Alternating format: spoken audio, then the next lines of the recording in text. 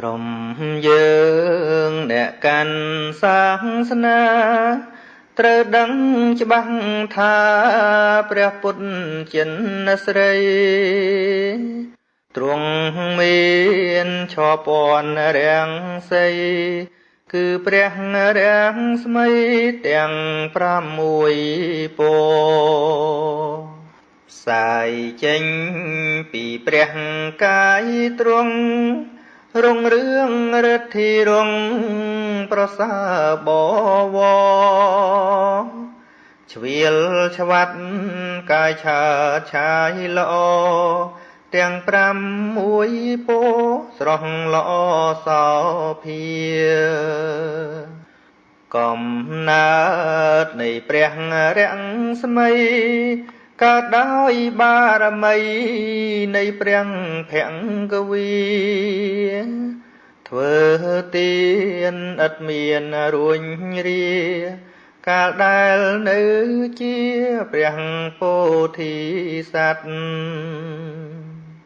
រាំងស្មីពណ៌ខៀវនោះណាកាលស្គៀលនេត្រាទ្រង់ដោយចិត្តកាត់ធ្វើទា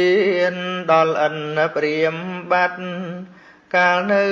ជាក្សត្រនាមស្រីភីរះរាំងស្មី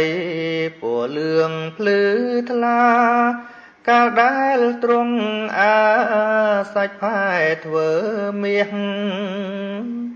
បិទពុទ្ធទ្រូភ្លឺអោភាសព្រះឥន្ទជាងមាសទ្រង់វ័យបណ្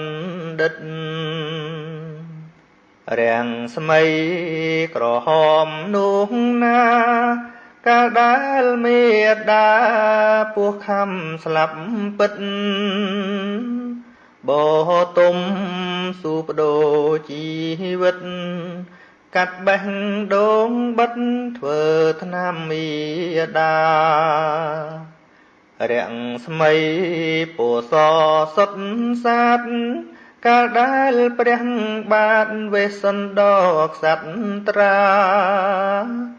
ឲ្យដំរីសសោភាដល់ព្រាមប្រាថ្នាយកពោធិញាណរាំងស្មីពណ៌ដូចជើងហង្សកាលមេដាទ្រង់យកចាប់យកបាន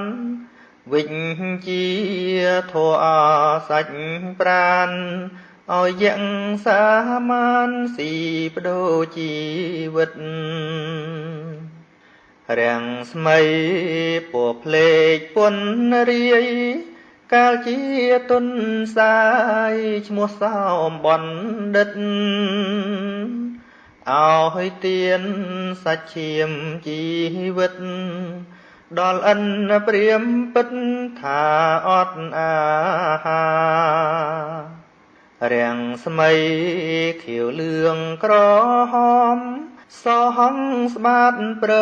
មភ្លឺភ្លេចអង្ចាត្រូវជា6ប្រការទាំងចាស់ក៏មកចងចាំទុកអើ